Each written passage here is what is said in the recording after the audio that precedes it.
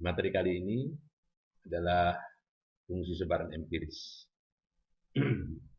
Dalam statistika kita kenal misalnya F besar X yang tidak lain adalah fungsi sebaran kumulatif dari buah bahasa X, ya.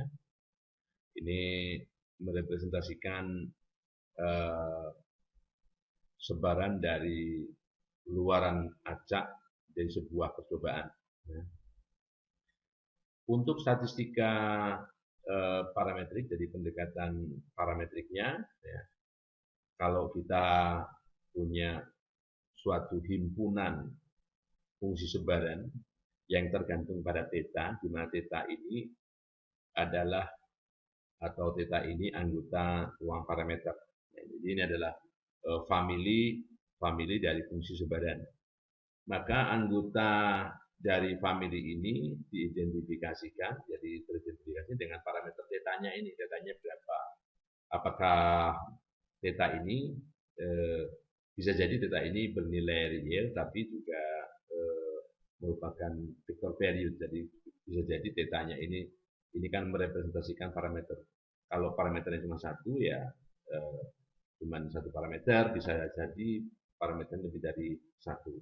Jadi apabila parameter theta ini tidak diketahui, maka perlu diestimasi atau mungkin hipotesis yang berkaitan dengan theta ini perlu diuji berdasarkan data-data yang kita kumpulkan melalui sebuah percobaan acak atau tindakan yang berulang-ulang secara acak. Nah, jadi sebagai teladan misalnya kita asumsikan bisa saja distribusi dari datanya itu apakah normal, gitu, apakah eksponensial, mungkin juga binomial, mungkin juga Poisson. Jadi kalau normal misalnya punya dua parameter, yaitu parameter rata-rata, mu biasanya, dan varian sigma kuadrat. Sedangkan eksponensial bisa eksponensial tergantung yang suka yang dipakai yang mana, apakah theta, apakah mu, apakah lambda, yang jelas ada satu parameter di sini. Binomial ada parameter peluang berhasilnya, peluang berhasil itu theta, peluang berhasil untuk tiap tindakan, karena binomial itu terdiri dari n tindakan Bernoulli yang saling bebas, maka parameternya selain n sendiri adalah theta, tapi n adalah banyaknya sudah diketahui biasanya. Nah, theta yang belum Poisson atau Poisson ini juga ada parameternya, satu parameter, ya. Demikian juga seperti itu. Namun demikian, kita akan dihadapkan pada situasi di mana bisa jadi famili dari sebaran tersebut itu susah dispesifikasikan, susah dikategorikan. Misalkan jika perubahan tersebut adalah pengukuran tekanan darah, blood pressure, dari sejumlah subjek, bisa jadi akan sangat sulit untuk mengatakan bahwa keluaran acak tersebut itu mengikuti sebaran-sebaran peluang dengan spesifik family, artinya dengan mengikuti sebaran peluang dari distribusi yang tertentu. Nah, oleh karenanya kita bisa mengadopsi estimasi dan metode pengujian yang berkaitan dengan sifat-sifat do not depend upon any particular family. Ya, tidak tergantung dari family tertentu, ya, tidak tergantung dari family tertentu. Nah, oke. Nah, jadi permasalahan statistik sekarang berkaitan dengan estimasi keseluruhan sebaran F, ya. Dan nilainya, ya, nilainya untuk X tertentu yang kita notasikan dengan Fx, ya. Oke. Dan di lain pihak, kalau kita bicara kuantil, maka kita menentukan nilai X sehingga nilai kuantil tersebut atau nilai Fx tersebut itu terpenuhi. Kuantil itu bentuk umum dari istilah kuartil atau desil atau persentil. Oke. Nah, bagaimana fungsi sebaran empiris? Fungsi sebaran berdasarkan data. Jadi dengan cara mengulang percobaan itu secara bebas n kali pada kondisi tertentu, pada kondisi yang sama. Jadi kalau misalnya melempar undi dengan tossing coin, ya tossing coin seterusnya seperti itu dengan cara yang sama berulang-ulang. Tidak boleh satu tossing kemudian satu lagi dibanting. Jadi harus dilakukan pada kondisi yang sama. Nah, andaikan realisasi itu, andaikan nilai-nilai yang muncul tersebut dari baca X besar 1, X2, X besar 2, dan sebagainya, hingga X besar N ini adalah ini nilainya, ini bacanya X1 kecil, X2 kecil, sampai Xn kecil, ya. Ini dari suatu fungsi sebaran yang sedang diinvestigasi, katakanlah namanya F besar X. Ya. Nah, nilai-nilai real X tersebut mungkin punya hubungan bisa diestimasi dengan cara seperti ini. Jadi kita definisikan apa yang disebut dengan fungsi sebaran empiris. Jadi fungsi sebaran empiris F, ya, untuk X tertentu berdasarkan n sampel ya, n baca, itu sama dengan jumlah dari ini fungsi indikator. Fungsi indikator ini hanya punya dua nilai, namanya indikator. Akan bernilai 1 atau 0. Akan bernilai 1 apabila XI-nya itu lebih kecil atau sama dengan X. Artinya frekuensi XI yang lebih kecil sama dengan X. Banyaknya kan kalau cuma 1 ya 1 atau 0 saja. Tapi kalau yang ini I dijumlahkan dari 1 sampai N, I dijumlahkan dari 1 sampai N, XI yang mana? XI yang mana yang bernilai 1, yaitu XI yang nilainya lebih kecil dari X.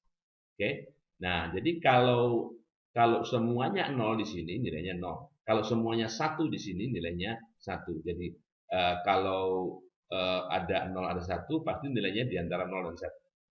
Nah, oke. Jadi ini nilai estimasinya, jadi ini tidak lain adalah mengestimasi kira-kira berapa peluang X yang lebih kecil atau sama dengan X, ya, dengan cara menggunakan frekuensi relatif. Ya. Frekuensi relatif dari peristiwa-peristiwa ini. Tadi saya bilang bahwa XI yang mana, apakah I yang pertama, kedua, ketiga, sampai yang ke N ini, yang nilainya lebih kecil sama dengan X dari contoh acak tersebut. Oke? Nah, andaikan contoh acak tersebut itu kita urutkan dari yang terkecil sampai yang terbesar, X dalam kurung 1, X dalam kurung 2, dan sebagainya, tentunya hubungannya seperti ini. Dan realisasinya ini buku baca statistik tataannya. Ini nilai-nilainya, realisasinya X kecil 1, X kecil dalam kurung, ya, indeksnya dalam kurung semua, maka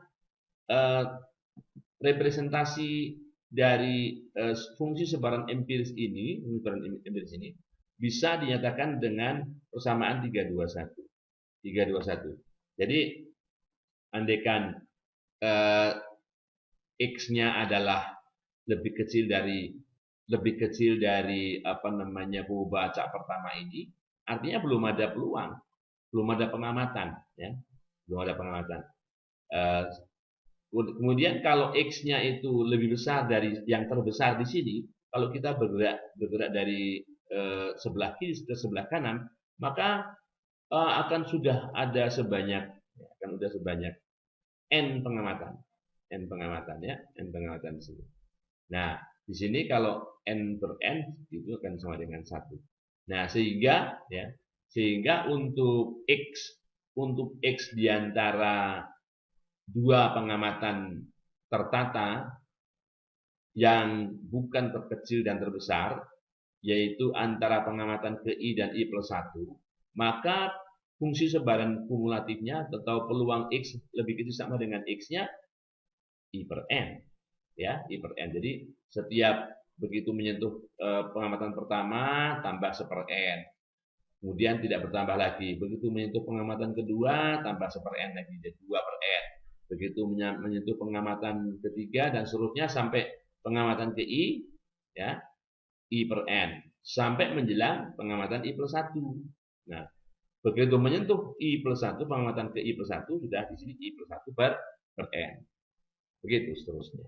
Oke? Nah, itu yang disebut dengan fungsi nilai fungsi sebaran kumulatif empiris, ya. Fungsi sebaran kumulatif empiris bisa dinyatakan dengan dua cara, yaitu sekali lagi dengan rumus yang pertama ini atau rumus yang kedua. Oke, ke bentuk fungsinya, ya. Bentuk fungsinya kira-kira fungsinya adalah seperti ini. Ya. Nah, fungsi sebaran empiris, ya, fungsi sebaran kumulatif empiris itu seperti ini. Jadi begitu menyentuh ada pengamatan di sini naik, di sini nggak ada pengamatan di antara titiknya, ya. Ada pengamatan lagi naik, naiknya ini adalah nah, seper berapa? Seper banyaknya pengamatan. Ini ada 1, 2, ya, 3, 4, 5, 6, 7, 8, 9, gitu ya. Jadi begitu ini perubahannya dari 1, 2, 3, 4, 5, 6, 7, 8, 9. Gitu kan ya. Nah, dan seterusnya.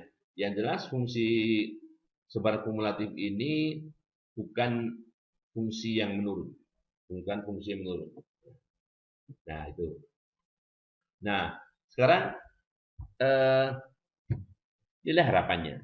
Nilai harapan dari Fn tadi, ya, nilai harapan dari fungsi sebaran kumulatif tadi. Nah, jadi kalau kita cari nilai harapannya di sini, ya. Kemudian nilai harapan Fn x dengan seper n, nilai harapan dari seper n ini semua karena kondisi tertentu dipenuhi, ya, kondisi tersebut, ya, kan nanti ada di kondisinya itu ada di materi-materi lanjut, ya. Yang jelas ini nilai harapannya bisa masuk ke sini. Nah, nilai harapan ini ya, tidak lain adalah ini kalau xi ini syaratnya ini. Ya, ini adalah fungsi identitas yang nilainya 1010, ya. 1010. Nah, nilai harapannya adalah ini peluang x lebih kecil sama dengan x, ya. Kalau ini seper n dijumlahkan dari peluang x lebih kecil sama dengan x, maka seper n kali peluang x lebih kecil sama dengan x sama dengan ini notasi yang biasa digunakan untuk menyatakan bahwa ini adalah fungsi sebaran kumulatif baca x. Dengan demikian, karena nilai harapannya sama dengan ini, sama dengan fungsi sebarannya, nilai harapan fungsi sebaran empiris sama dengan fungsi sebaran ini fx, maka fnx merupakan estimator atau penduga yang tidak bias untuk fx. Bagaimana dengan variannya? Nah, variannya lagi, ya, ini varian fnx, ini varian seper n, ya, ini dalam tanda kurung semua. Ini konstanta ini menjadi kalau pindah ke sini menjadi seper n kuadrat kali varian di dalam ini, ya, kali varian di dalam ini, varian jumlah ini, ya. Nah, varian jumlah itu varian kalau masuk karena mereka saling bebas, maka varian i x lebih kecil sama dengan x ini, varian ini adalah, ya, adalah fx kali 1 min fx. Nah, ingat ini Bernoulli. Ini kan Bernoulli ini. Dia tidak 10, ya, 10 ini Bernoulli. Tadi nilai harapannya sama dengan peluangnya atau fx, ya. Nah, harapannya dengan peluangnya. Oke. Nah, kalau begitu varian Bernoulli fx dari 1 min fx. Nah, kemudian penjumlahannya ini ada n kali. Jadi di sini ada n kali varian ini, ya. N kali varian ini, ya, varian ini yang Bernoulli ini, ya. Ini seper n kuadrat, ini karena koefisien dari ini transformasi dari apa namanya? Varian dari ax sama dengan a kuadrat varian x, ya, gitu ya. Ini jadi seper n kuadrat kali n, yang jadi seper n kali fx yang dikalikan 1 min fx ya. Ini p kali 1 min p. Ini Bernoulli, varian Bernoulli. Nah, untuk n yang menuju besar, ini menjadi 0 ya. Untuk n menuju besar ini menjadi 0. Jadi kalau variannya ini ya. Oke. Jadi berdasarkan Borel-Strong Law of Number, hukum bilangan besar Borel ya. Maka fnx ini konvergen menuju fx. Jadi fnx limitnya menuju fx kalau n ini menuju besar ya. Dengan peluang 1. Dengan peluang 1 pada nilai x yang tetap. Oke? Nah, teorema berikut menunjukkan bahwa fungsi sebaran empiris fnx ini uniformly strongly consistent estimator, merupakan penduga atau estimator yang konsisten ya, kuat seragam untuk fungsi sebaran yang tidak diketahui yang namanya fx ini. Oke. Dengan teorema yang sangat terkenal yang namanya Livenko-Cantelli teorema. Teorema atau dalil Livenko-Cantelli. Jadi begini bunyinya. Jadi misalkan atau andaikan x1, x2 sampai xn merupakan perubahan acak yang saling bebas stokastik identik dari distribusi yang namanya fx bebas stokastik identik atau identically independent identically distributed random variable. Jadi saling bebas ya menurut peluang atau stokastik dan fungsi sebaran dari fungsi sebaran yang sama. Misalkan fnx adalah fungsi sebaran empiris yang bersesuaian, berkaitan dengannya, corresponding ya.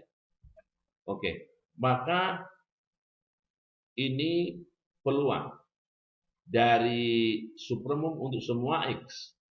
Perbedaan antara fnx dan fx itu akan menuju 0 kalau n-nya menuju 1. Hampir pasti kan gitu ya. Peluang sama dengan 1. Hampir pasti kalau fnx ini akan sama dengan x bila mana n-nya menuju iya. Kita tidak akan bahas buktinya ya. Proofnya itu bisa dilihat ya, bisa dilihat di buku nanti. Kita lanjutkan dengan MLI, Maximum Likelihood Estimator dari fungsi sebaran. Oke. Nah, oke, ini terlalu kita lewati MLI-nya ya, nanti kita bahas dalam waktu.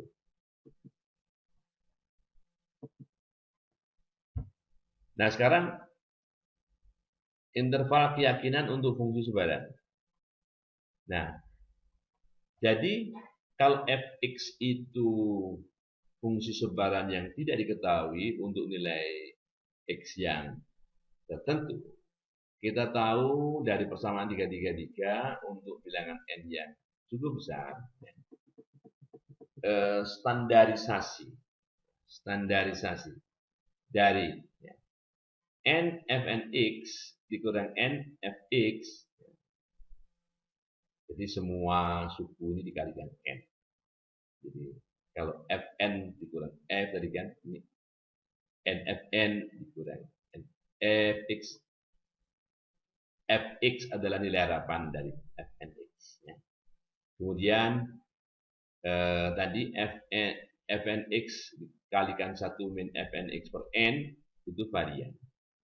Jadi kalau masing-masing ini dikalikan, ini nggak berubah nilai, karena kalau dikalikan n per n jadi n fnx dikurang n fx.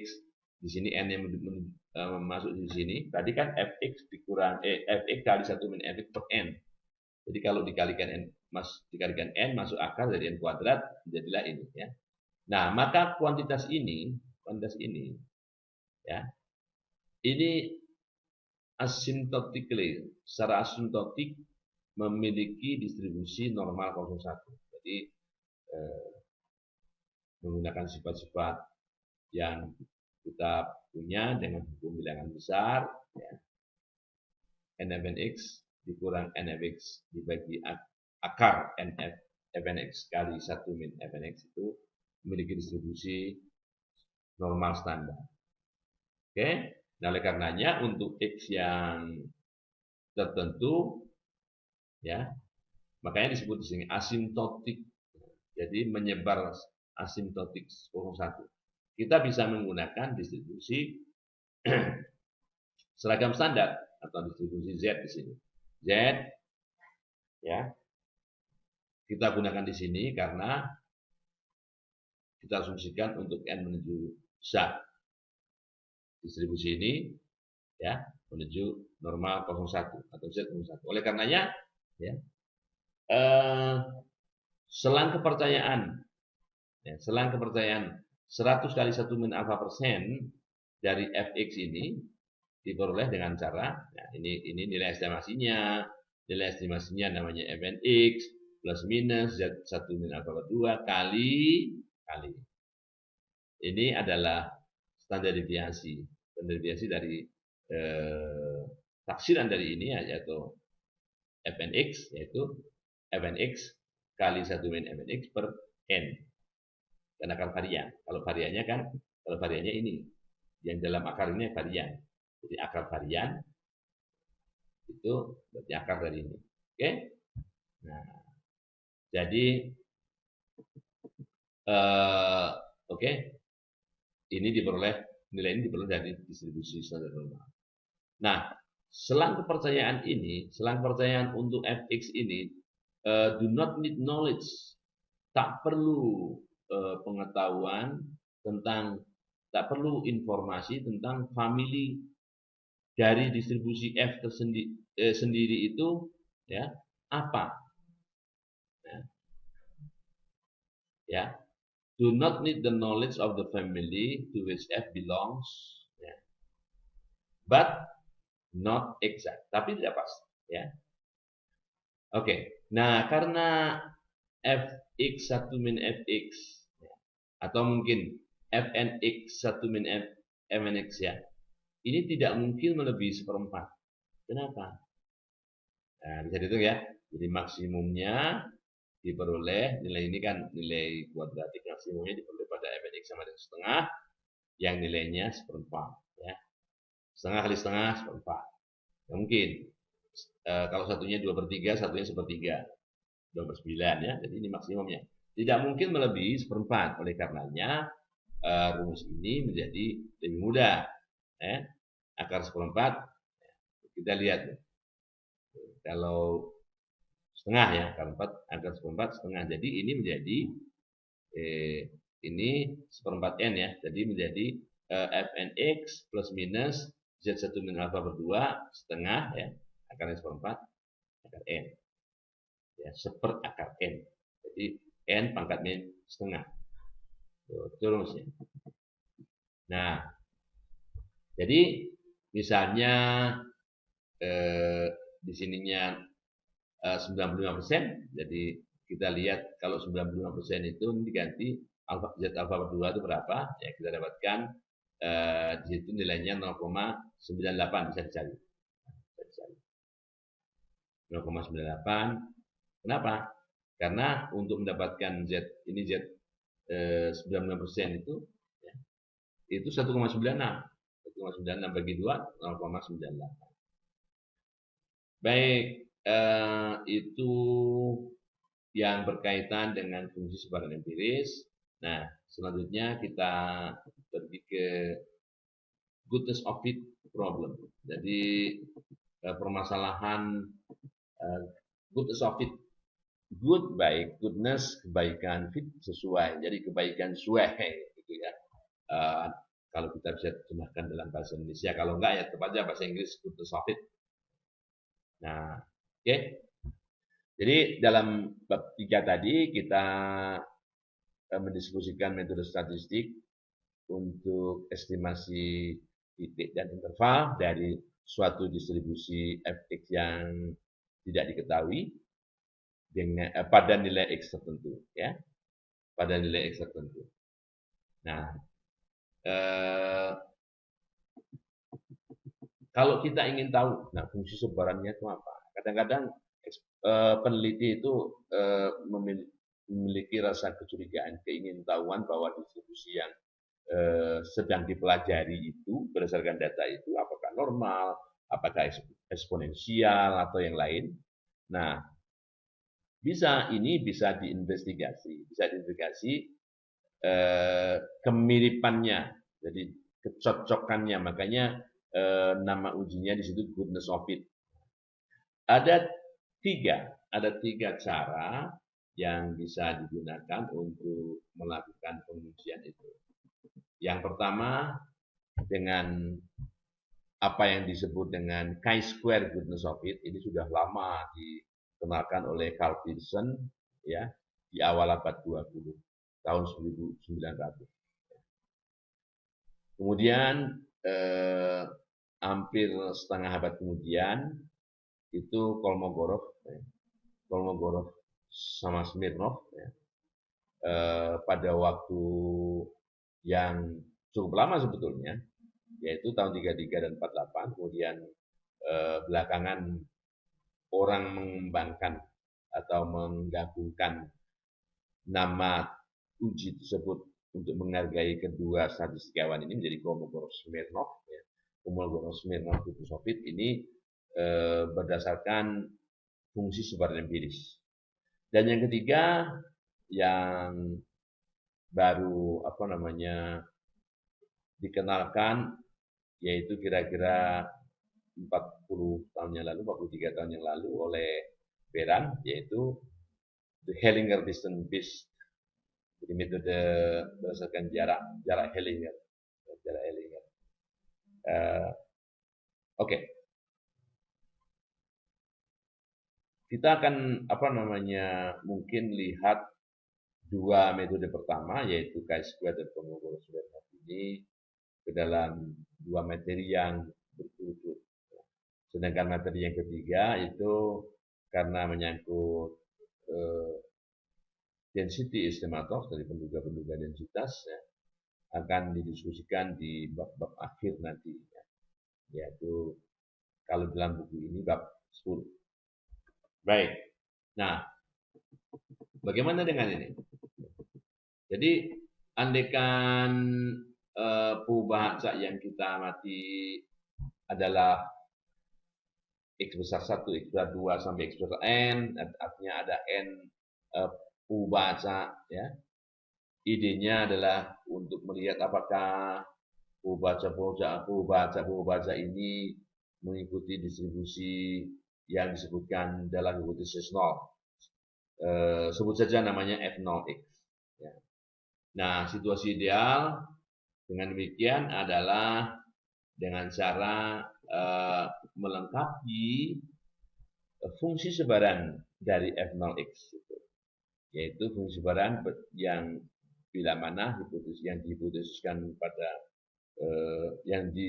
berada pada hipotesis 0 itu benar. Oke.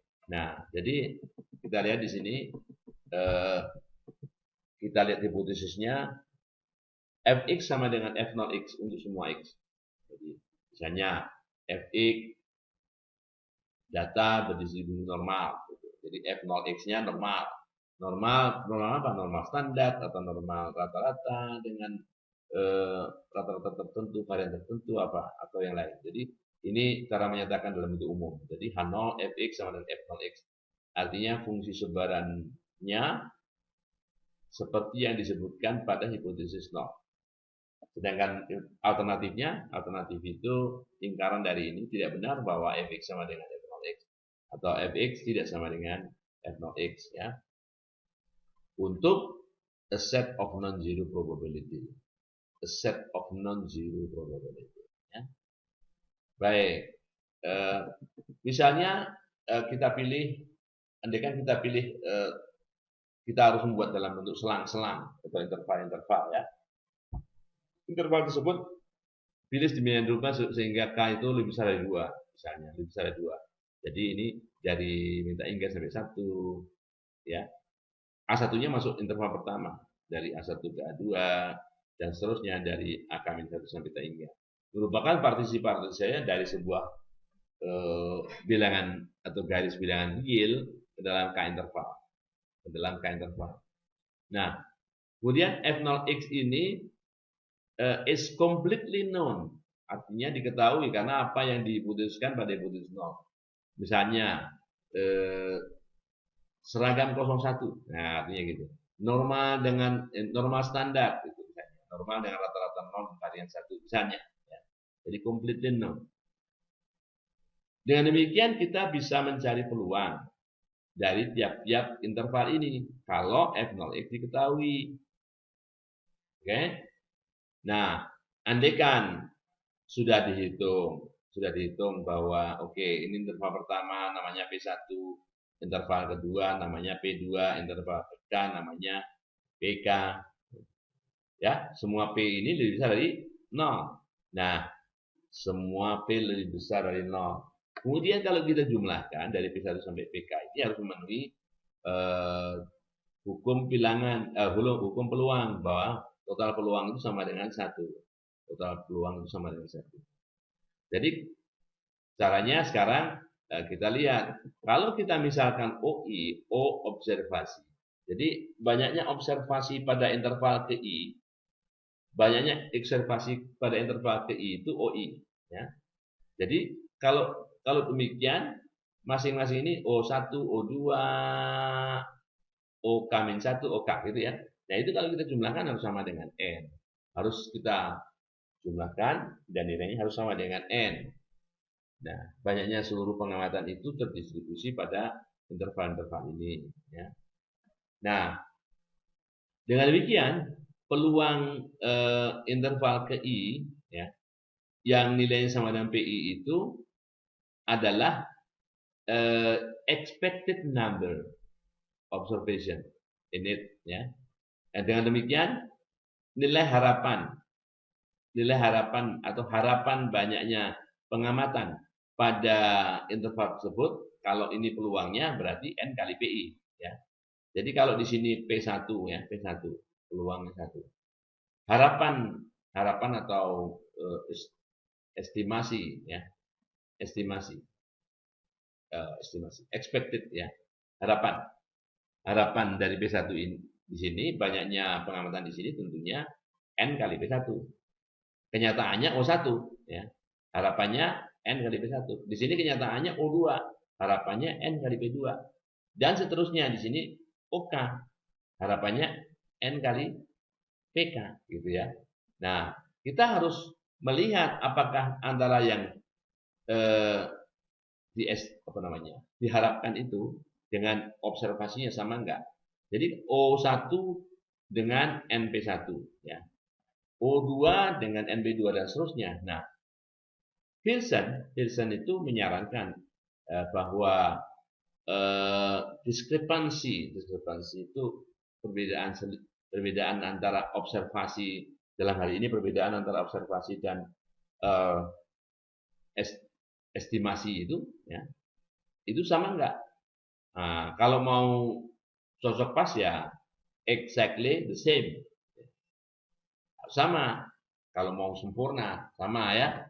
Oke. Jadi kalau sempurna misalnya H0 data berdistribusi eksponensial. Nah, dengan parameter sekian. Nah, itu misalnya kalau semua sama antara observasi dan estimasi itu H0 akan diterima. Tapi kalau berbeda jauh, kemungkinan akan diterima kecil. Artinya data tidak berdistribusi misalnya eksponensial gitu ya, atau apa yang disebutkan dalam hipotesis law. Oleh karenanya statistik yang disebut dengan statistik Chi kuadrat itu menggunakan diskrepansi ini. OI dikurang NPI ya. OI dikurang NPI kuadrat. Nah, dibagi dengan apa? Nah, di sini kita gunakan NPI. Bukan NO, bukan O di sini ya. Kalau O bisa saja O itu kalau kebetulan dia tidak ada yang diamati, O-nya bisa 0. Nah, kalau di sini ada 0-nya kan nggak mungkin. perhitungan itu bisa dilakukan karena pembagian dengan nol tidak didefinisikan. Oleh karenanya NP yang dipakai sebagai penyebut di sini adalah NPI karena semua PI asumsinya harus lebih besar dari nol gitu. Jadi yang di bawah ini tidak mungkin nilainya nol, pasti lebih besar dari nol. Oke, jadi ini adalah statistik yang digunakan untuk menguji itu, ya. Menguji yang namanya chi-square goodness of fit. Chi-square goodness of fit. Nah, jadi misalnya begini, ya. Kalau pada hipotesis 0 PI adalah peluang, ya, peluang dari interval ini, peluang dari interval ini, interval antara AI-1 sampai AI, ya.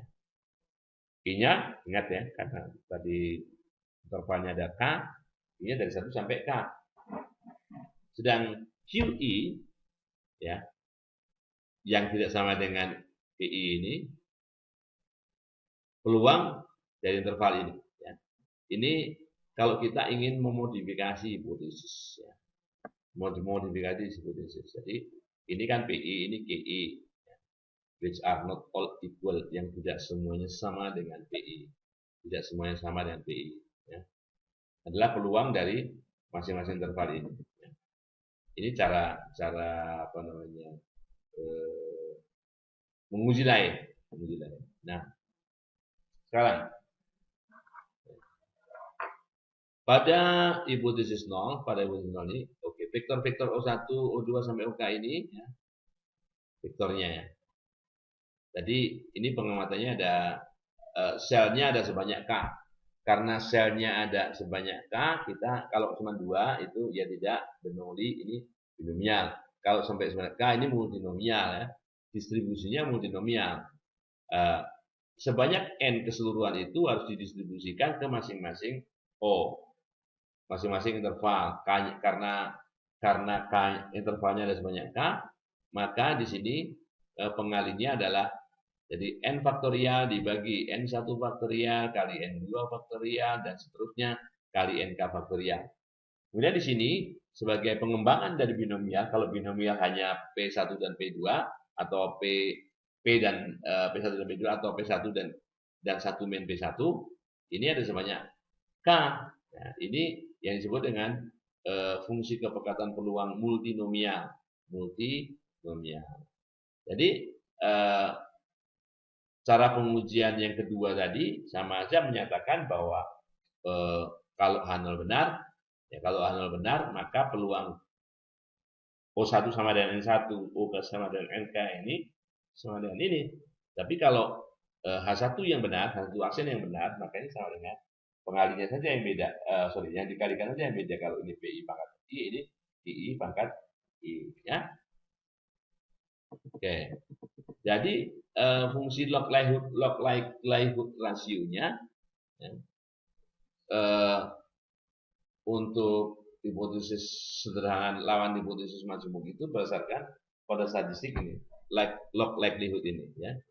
Nah, ini diambil superumumnya ya. Diambil superumumnya dari peluang H1 itu ya. Dan kita cari rasionya ya. Kemudian kita logkan, maka akan kita dapatkan bentuk seperti ini. Jadi NI kali log NI per N dikurang log PI. Dan lagi NI adalah banyaknya apa namanya pengamatan pada sel. N adalah keseluruhan, ya. PI adalah peluang pada pengamatan sel ini, ya. Oke.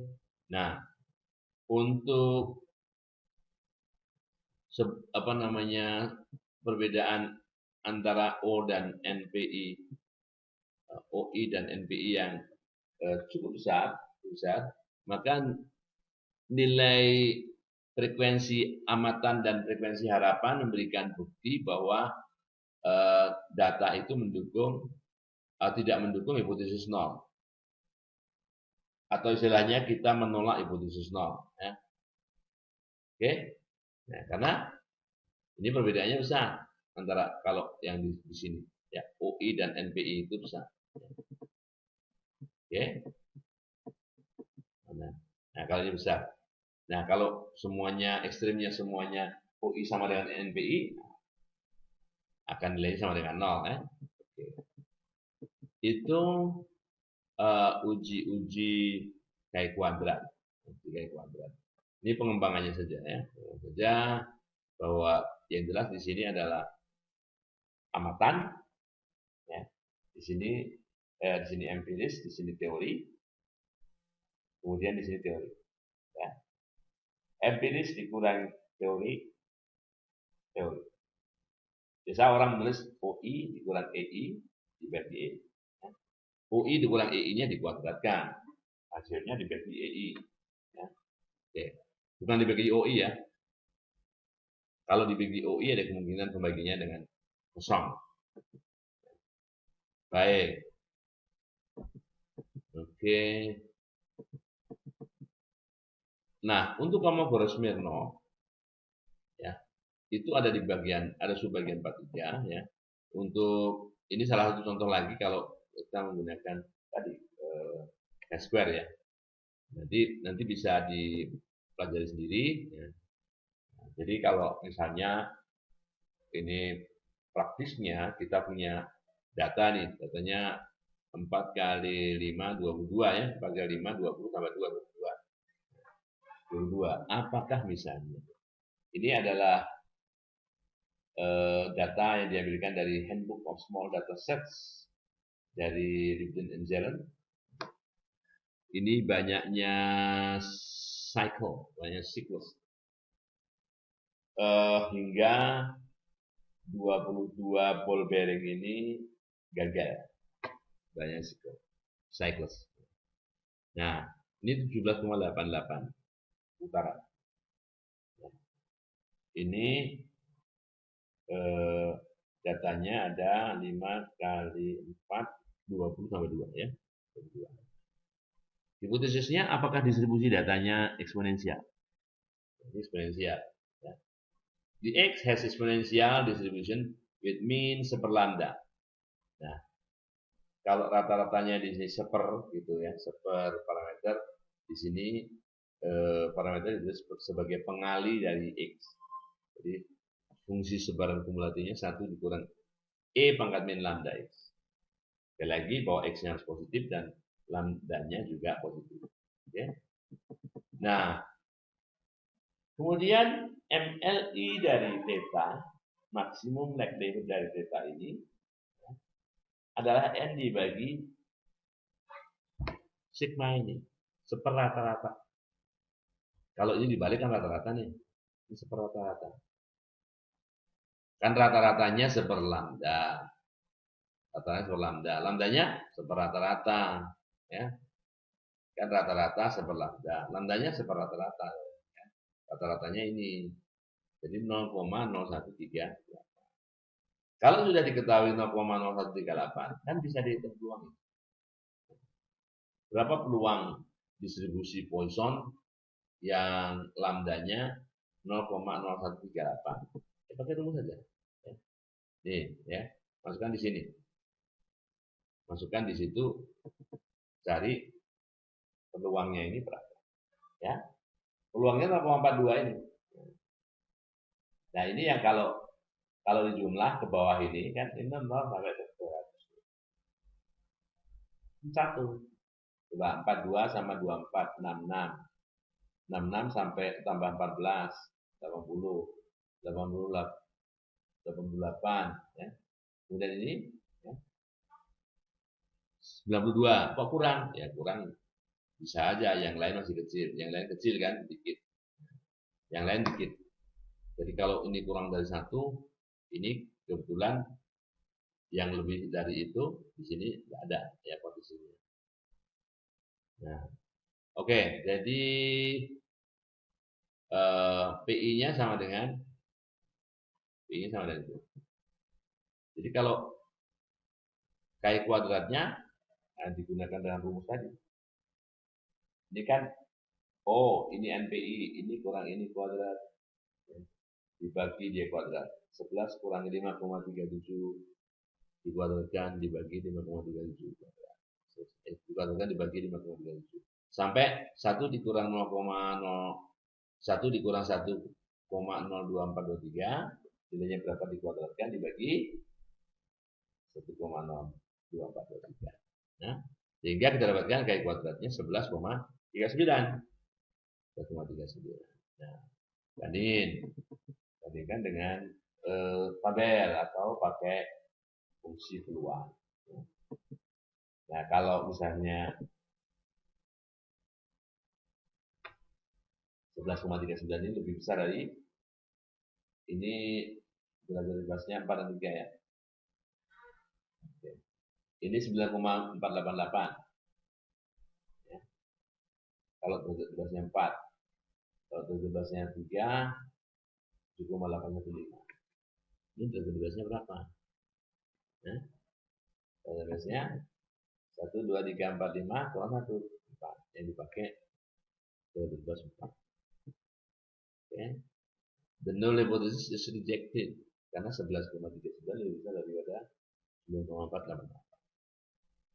Baik.